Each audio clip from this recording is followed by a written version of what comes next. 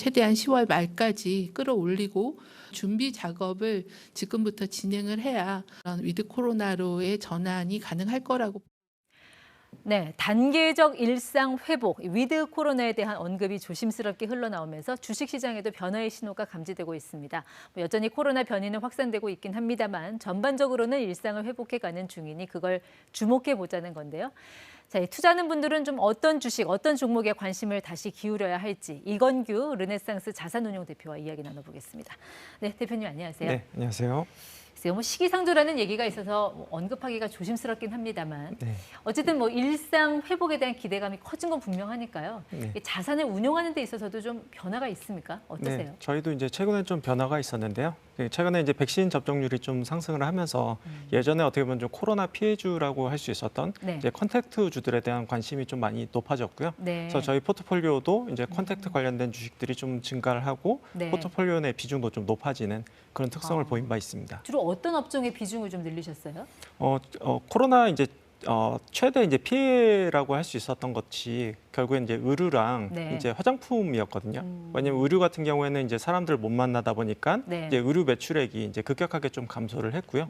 화장품 매출액이 좀 감소를 했던 부분은 이제 사람들이 이제 마스크를 쓰다 보니까 네. 이제 화장품을 좀 덜 사용하게 되는 그런 측면들이 좀 있었습니다. 다만 이제 향후에는 반대로 이제 코로나로 계속 이제 피해를 봤다고 하면은 향후에는 큰 수혜를 오히려 볼 수 있는 그런 관점에서 바라보고 있습니다. 그러니까 새로 종목을 채운 그 핵심 변수 중에 하나로 이제 백신 접종률을 드셨는데 네. 백신 접종률이 한 몇 퍼센트 정도 되면 그런 컨택주가 좀 매출이 활발해지겠다 이런 기준 같은 게 있으신가요? 네, 보통 2차 접종 기준으로 봤을 때 70% 정도가 달성이 되면은 네. 어느 정도 이제 접종이 완료가 됐다라고 좀 볼 수 있을 것 같고요. 그래서 위드 코로나로 진행되는 기준은 한 70% 정도가 되지 않을까라고 보고 있는데 네. 그게 저희가 봤을 때 한 11월 정도로 예상을 하고 있습니다. 그래서 11월 정도 되면은 다시 이제 경기 재개에 대한 어떤 기대감을 네. 좀 가져볼 만한 시기가 되지 않을까라고 바라보고 있습니다. 그러니까 1차 접종 기준으로 하면 한 추석 이후가 될 거고 네. 말씀하신 대로 2차 접종 기준으로 하면 11월, 12월 11월 정도. 연말쯤이 될 네. 거다.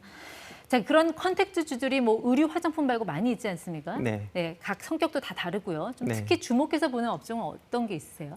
저희가 이제 주목하고 있는 업종은 여행 업종을 좀 주목을 하고 있는데요. 저희가 가장 중요하게 보는 포인트는 이제 이연 수요라고 좀 보고 있습니다. 이연 수요가 네. 뭐냐면은 기존에 이제 못했던 것들이 향후에 이제 한꺼번에 좀 일어날 수 있느냐가 좀 네. 중요할 것 같은데요. 예를 들어서 저희가 이제 3년 동안 이제 카지노를 못 갔다고 해서 한꺼번에 3년치로 카지노를 갈 수가 없지 않습니까? 그렇죠. 네. 다만 이제 여행 같은 경우에는 2년, 3년 못 갔던 거를 한꺼번에 어떻게 보면 좀 보복 소비라고 할까요? 거기에 좀 해당될 수 있다고 보고 있는데요. 50만 원 쓰던 거 100만 원 쓸 수도 있는 맞습니다. 거고. 네. 그래서 이제 긍정적인 부분이 이제 업계 구조조정도 좀 많이 됐습니다. 그래서 이제 여행사들이 좀 많이 망하고 이제 소수화가 좀 됐고요.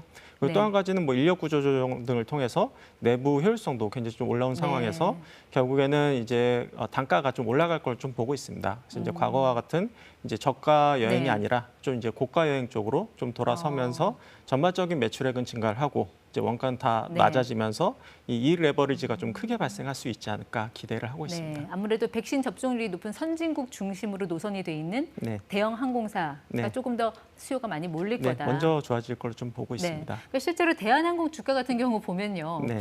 그걸 어떻게 다 미리 알았는지 네. 근데 지금 주가가 코로나 이전보다 더 많이 올라와 있는 상황이거든요. 네. 이미 선반영된 겁니까? 아니면 추가적으로 상승 모멘텀이 더 있다고 봐야 되는 겁니까? 저는 추가 상승 모멘텀이 좀 있다고 보는데요. 최근에 이제 대한항공의 실적이나 주가가 상당히 좀 괜찮았습니다. 근데 이제 그 이유가 뭐였냐면은 이제 여객 운송이 이제 여행객들이 늘어서가 아니라 네. 항공 해물 운송이 좀 증가하면서 이제 그 실적이 좀 좋아졌던 부분이 좀 있거든요. 네. 그래서 현재 실적은 여객에 대한 수요가 전혀 없음에도 불구하고 네. 좋아진 실적 주가이기 때문에 향후에 만약에 여행 수요가 증가한다고 하면은 추가적인 업사이드가 한 번 더 나타날 수 있다 이렇게 바라보고 있습니다. 여행이 재개될 그 시점이 언제인지는 모르겠지만 좋아지면 좋아지지 더 나빠질 건 없다라는 논리의 투자 관점이라면 네.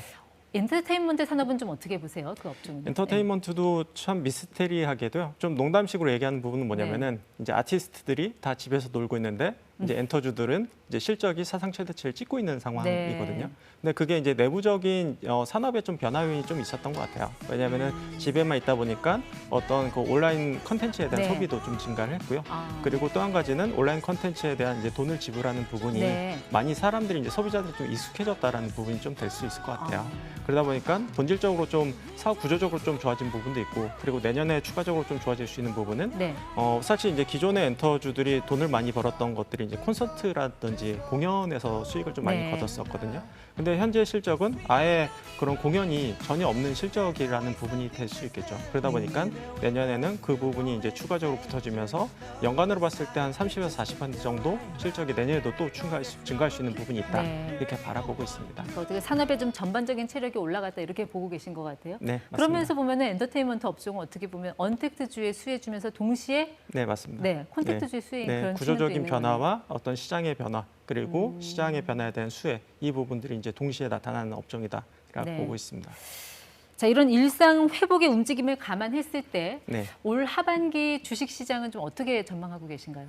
근데 저는 이제 올해 하반기보다는 사실 내년이 굉장히 좀 중요하다라고 바라보고 있어요. 네. 왜냐하면은 이제 우리나라 시장을 좀 대표하는 주식이 결국엔 삼성전자 주식이라고 네. 볼 수가 있거든요. 근데 삼성전자가 이제 반도체 어떻게 보면 가격이 좀 하락을 하면서 현물 가격이 하락을 하면서 좀 단기적으로는 좀 다운턴에 들어갔다라고 좀 보여지고 있는 것 같아요. 네. 그러다 보니까 올해 하반기까지는 주가 상승 모멘텀이 사실 그렇게 강하진 않다 이렇게 좀 바라보고 있고요.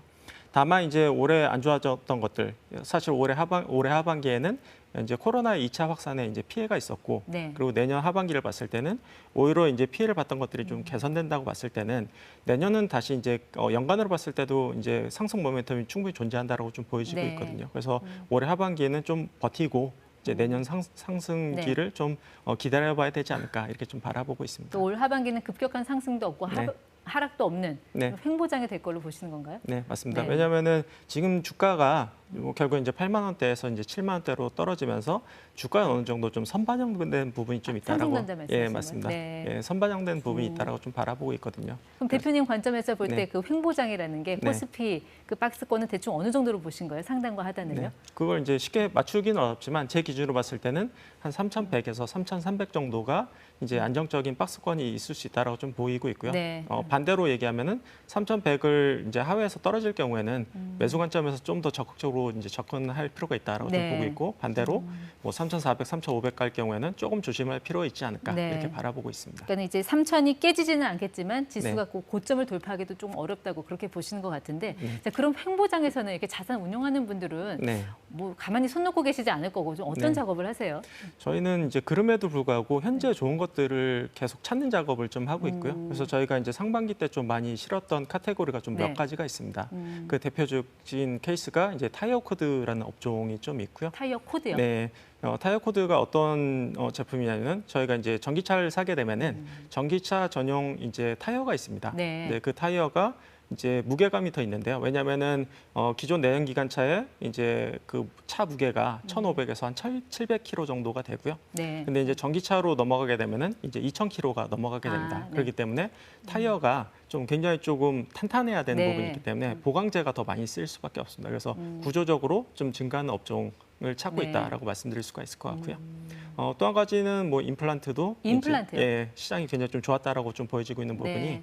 원래 이제 우리나라 이제 성숙 시장이지만 미국이나 중국 같은 경우에는 계속해서 이제 성장하는 신생 시장이거든요. 네. 그러다 보니까 계속해서 이제 증가를 했는데 코로나로 인해서 안 좋아졌던 것들이 한꺼번에 수요가 증가하면서 수요가 굉장히 좀 빠르게 증가하고 있다라고 네. 좀 보여지고 있습니다. 알겠습니다.